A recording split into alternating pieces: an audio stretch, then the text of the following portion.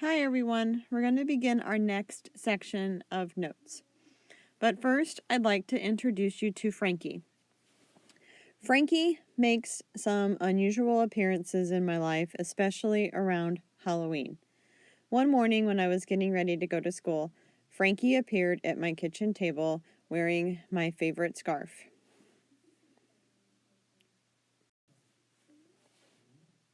After school one day, I came out to my car to go home, and when I opened the door, I was shocked to see Frankie sitting in my car.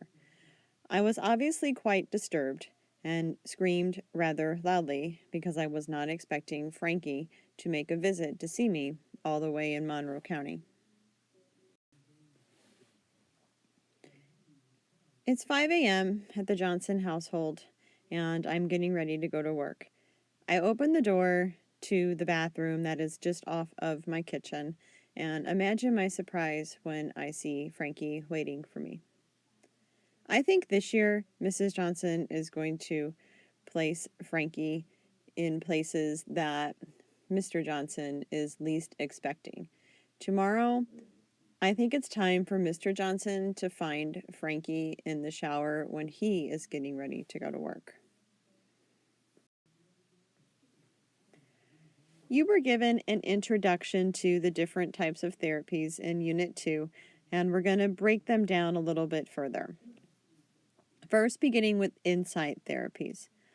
Insight therapies involve verbal interactions intended to enhance clients' self-knowledge and thus promote helpful changes in personalities and behaviors. This could include psychoanalysis, probing the unconscious dream analysis, also client-centered therapy, insight therapy that emphasizes providing a supportive emotional climate for clients who play a major role in determining the pace and direction of their therapy. So, what we need to keep in mind is that the climate which you are receiving therapy should be therapeutic, and also the process itself. Therapeutic climate. The process of therapy is not as important as the emotional climate in which the therapy takes place. Therapists should provide warm, supportive climate so that the clients can confront their shortcomings without feeling threatened. There should be 3 conditions that are met: genuineness, unconditional positive regard, and accurate empathy. Group therapy. Simultaneous treatment of several clients in a group. Participants will describe a problem, trade viewpoints, share experiences, and discuss coping strategies. How effective are insight therapies? I think it really depends on what the client is willing to put into the process itself and whether or not this type of therapy works for the disorder that the person may have. How do they work? Development of a therapeutic alliance with a professional helper. Provision of emotional support and empathetic understanding by therapist. Cultivation of hope and positive expectations in the client. Provision of a rationale for the client's problems and a plausible method for resolving them. Opportunity to express feelings, confront problems, gain new insights, and learn new patterns of behavior. The psychology class that meets QR is looking at trying to find a plausible method for something that I do that bothers them greatly. I have a tendency to not like to touch food. So food that perhaps people might eat with their hands, I eat with a fork and knife. For example, a cheeseburger. I'll go to a restaurant and I will not pick up a cheeseburger. I will need to cut it with a fork and a knife. Chicken wings, also, I will attempt to eat them with a fork and knife. A lot of times it does not go very smoothly, but I do not like to touch food. Even things like Rice Krispie treats that, a normal person might just pick up and eat. I need to eat those types of things with a fork. It drives my husband absolutely insane because I eat everything with a fork and a knife. So the QR class was kind of looking at trying to develop some sort of experiment as to how they could relieve me of this concern. So what I want you to do for your homework that it will be due on Thursday by 11:59 p.m. this week is to look at which type of therapy might help me to overcome the situation that I have, in that I cannot touch food. I just can't. I need to use a fork and a knife or spoon at all times. So what I want you to do is I'm going to create a discussion, and it's going to be called Mrs. Johnson's use of knives and forks. And I want you to come up with some sort of therapy, whether it be a group therapy, an insight therapy, a behavior therapy, and we'll talk a little bit more about that along the way, how you think I could overcome this problem that I have. So keep my predicament in mind as we travel through these notes together. I want to take a look at behavior therapy. And behavior therapists make no attempt to help clients achieve grand insights about themselves. Okay, why not? Well, behavior therapists, they don't really care where this behavior is rooted in the unconscious, or conflicts, or parental rejection. Behavior therapists look at fixing the behavior.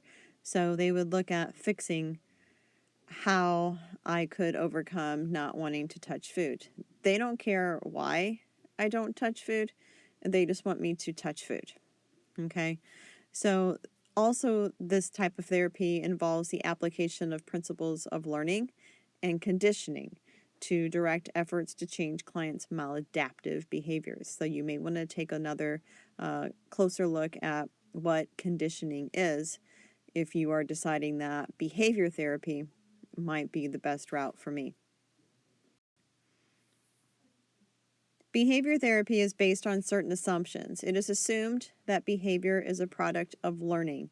So somewhere along the line, maybe I learned how to eat my food this way. It is also assumed that what has been learned can be unlearned. Behavior therapists attempt to change a client's behavior by applying the principles of classical conditioning, operant conditioning, and observational learning. Please make sure you look up the definition of those terms. Systematic desensitization, behavior therapy used to reduce a client's phobic responses. This treatment assumes that most anxiety responses are acquired through classical conditioning. Harmless stimulus may be compared with fear-arousing event, so that it becomes a conditioned response of anxiety. Systematic desensitization involves 3 steps. 1. Therapist will help the client build an anxiety hierarchy. The client would rank fears: flying, tests, snakes. It also involves training the client in deep muscle relaxation. A client must learn to engage in deep, thorough relaxation. A client also tries to work through the hierarchy, learning to remain relaxed while imagining each stimulus.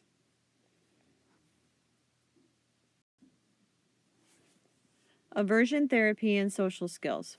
Aversion uses classical conditioning to create a negative response to a stimulus that has elicited problematic behavior. An example: during therapy sessions, alcoholics may be given an emetic drug in conjunction with their favorite drink. So when they consume alcohol, this drug would cause them to become violently ill, therefore making the feeling negative in regards to alcohol consumption. Social skills.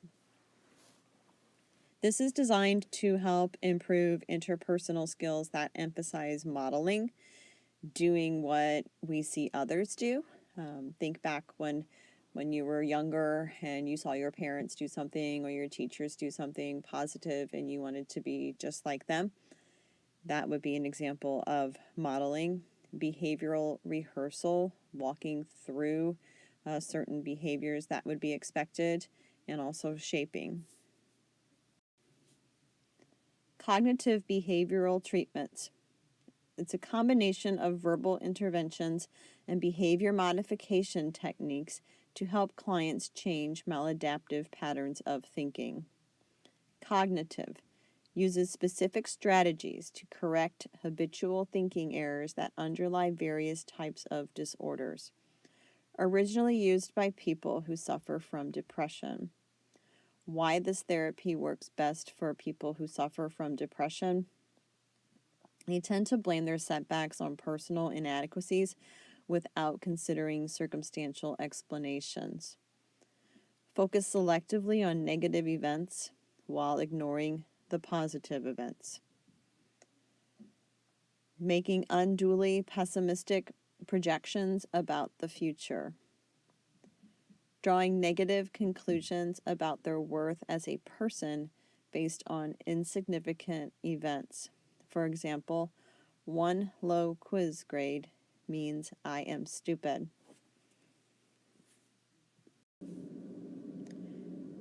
This concludes section 2. Notes. Next week we'll take a look at biomedical therapies. It'll be a little bit of a longer section. Don't forget to post your treatment plans for my condition, and that is my inability to touch food when I eat it, that I must use a fork, spoon, or knife under all circumstances. So I will post that assignment as a discussion, and that will be the only thing that you'll need to work on this week. So I will talk to you later, and have a good week.